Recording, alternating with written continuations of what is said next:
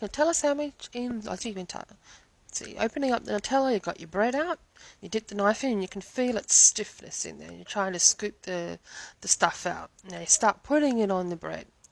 But as you start to spread, you can see that it is gripping the bread. It's going to start to rip holes in it.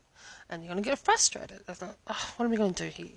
So have a look. You'll see some holes ripped in the bread. See? What a mess. So what do?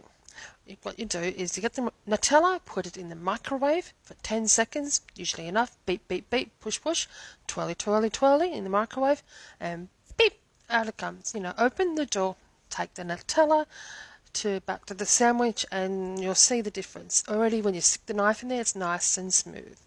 And when you whack it on the bread, it spreads nice and smoothly. No holes at all. Nice and warm. And smells delicious. See? No holes.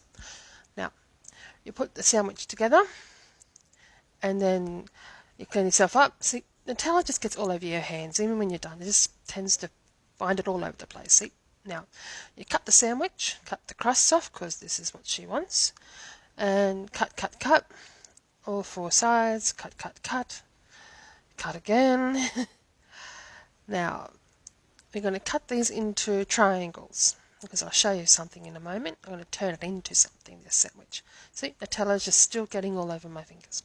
Look, cut them into 4 equal triangles, no crusts. See, alright, cut, cut, cut.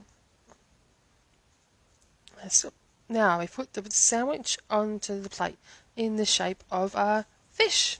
See, fishy fish, fishy fish. Now, we get these multivitamins for fussy eaters, and we use those as eyes.